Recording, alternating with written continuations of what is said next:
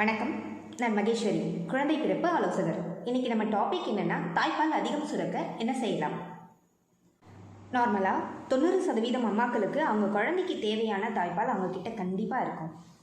முதல்ல உங்களுக்கு உண்மையாகவே தாய்ப்பால் கம்மியாக இருக்கா, இல்லை நீங்கள் டவுட்டில் அப்படின்னு நினச்சிட்ருக்கீங்களா? உங்கள் பிரெஸ்ட்டை அழுத்தினா 1 or 2 drops மில்க் தான் வருதா? உங்கள் குழந்தை இப்போ தான் பால் குடித்தாங்க, உடனே கொஞ்ச நேரத்துக்கெல்லாம் அழறாங்களா?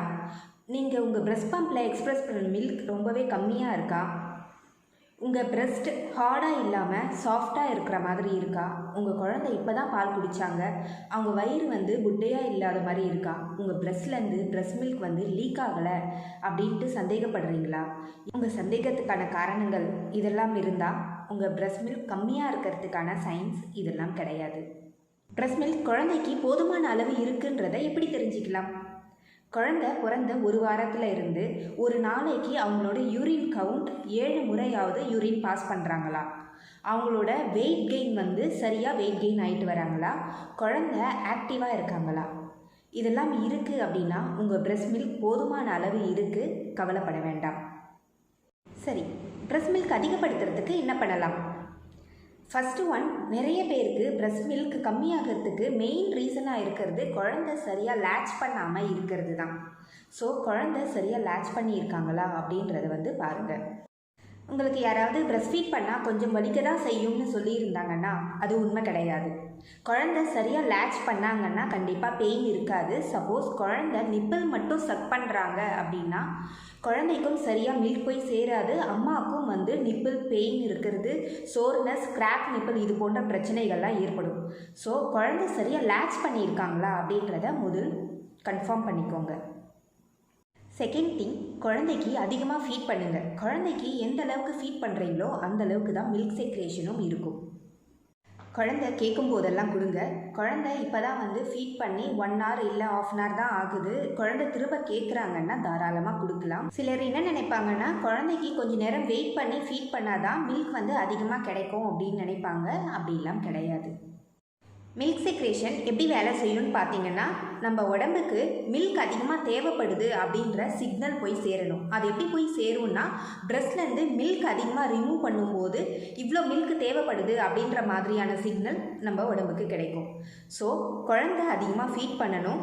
குழந்தை ஃபீட் பண்ணதுக்கப்புறம் பிரெஸ்ட் பம்ப் அல்லது ஹேண்ட் எக்ஸ்ப்ரெஸ் பண்ணுறதன் மூலமாக பிரெஸ்ட்டை எம்டி பண்ணலாம். இதன் மூலமாக மில்க் அதிகமாக செக்ரேட் ஆக ஆரம்பிக்கும். பிரெஸ்ட் ஃபீடிங்கில் 2 ஹார்மோன் தான் மெயின் ரோல் ப்ளே பண்ணுது. ஒன்று ப்ரொலாக்டின், இன்னொன்று ஆக்சிடோசின்.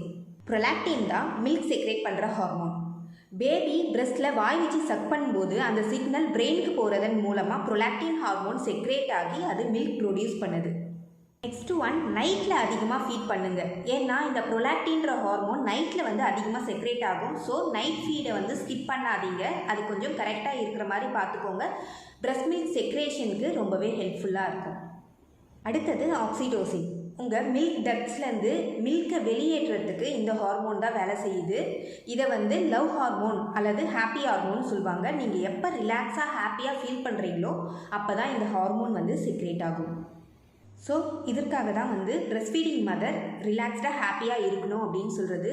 சப்போஸ் மதர் ஸ்ட்ரெஸ் ஆகுறாங்கன்னா கண்டிப்பாக மில்க் சப்ளை குறையும். ஸ்ட்ரெஸ்ஸை அவாய்ட் பண்ணுறதுக்கு பாருங்கள். குழந்தை ஒல்லியாக இருக்குது, உன் பால் பத்துதான்ற மாதிரியான கேள்விகள்லாம் உங்களை ஸ்ட்ரெஸ் பண்ணுதுன்னா அதெல்லாம் கொஞ்சம் ஓரமாக வச்சுட்டு ஹாப்பியாக இருக்கிறதுக்கு ட்ரை பண்ணுங்கள்.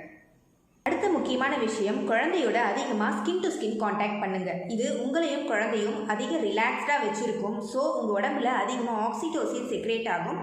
குழந்தைக்கும் பிரெஸ்ட் ஃபீட் எடுத்துக்கணுன்ற ஆர்வம் ஏற்படும். பிரெஸ்ட் மில்க் 80% தண்ணியால் ஆனது. இந்த பிரெஸ்ட் ஃபீடிங் உங்களை சீக்கிரமாகவே டீஹைட்ரேட் ஆகிடும். ஸோ பிரெஸ்ட் ஃபீட் பண்ணும்போதும் சரி, பிரெஸ்ட் ஃபீட் பண்ணுறதுக்கு முன்னாடியும் சரி அதிகமாக தண்ணி எடுத்துக்கிறது நல்லது. நீங்கள் பிரெஸ்ட் ஃபீட் பண்ணுறீங்க அப்படின்னா பக்கத்தில் ஒரு தண்ணி பாட்டில் எப்போவுமே இருக்கிறது ரொம்ப ஹெல்ப்ஃபுல்லாக இருக்கும். அடுத்தது ஹெல்த்தி டயட். ப்ரெக்னன்சியில் எப்படி ஹெல்த்தியான டயட் எடுத்துக்கிட்டீங்களோ அதே மாதிரி பிரெஸ்ட் ஃபீடிங்லேயும் பேலன்ஸ்டு டயட் எடுத்துக்கிறது ரொம்பவே இம்பார்ட்டண்ட். ஏன்னா இப்போவும் நியூட்ரிஷன் உங்கள் குழந்தைக்கு உங்கள் மூலமாக தான் போய் கிடைக்குது. ஃபுட் அதிகமாக எடுத்துக்கணுன்ற அவசியம் இல்லை, ஆனால் எடுத்துக்கிற ஃபுட் நியூட்ரிஷன் ரிச்சாக இருக்கிற மாதிரி பார்த்துக்கோங்க. நிறைய proteins, calcium, iron, carbohydrate, fat இது மாதிரியான சத்துக்கள்லாம் அதிகமாக இருக்கிற மாதிரியான ஃபுட்டாக எடுத்துக்கோங்க. Final one, trust your body. உங்கள் உடம்பு எப்படி 9 மாதம் உங்கள் குழந்தைய அழகாக வளர்த்து கொடுத்ததோ அதே மாதிரி இப்போவும் குழந்தைக்கு நரிஷ் பண்ணுறதுக்கும் அதுக்கு தெரியும் அப்படின்றத நம்புங்க. ஏன்னா அது ப்ரெக்னன்சிலேருந்தே இதுக்காக தயாராகி இருக்கு. உங்கள் பிரெஸ்ட் ஃபீடிங் ஜேர்னியை கான்ஃபிடென்ட்டாக ஹாப்பியாக கொண்டு போகணுன்னா ப்ரெக்னன்சிலேயே பிரெஸ்ட் ஃபீடிங் பற்றின நாலேஜை கெயின் பண்ணிக்கோங்க. இது உங்கள் குழந்தைக்கும் ஒரு கிஃப்டாக இருக்கும். இந்த வீடியோ யூஸ்ஃபுல்லாக இருந்தால் லைக் பண்ணுங்கள். மேலும் ஏதாவது சந்தேகங்கள் இருந்தால் கமெண்ட் பண்ணுங்கள்.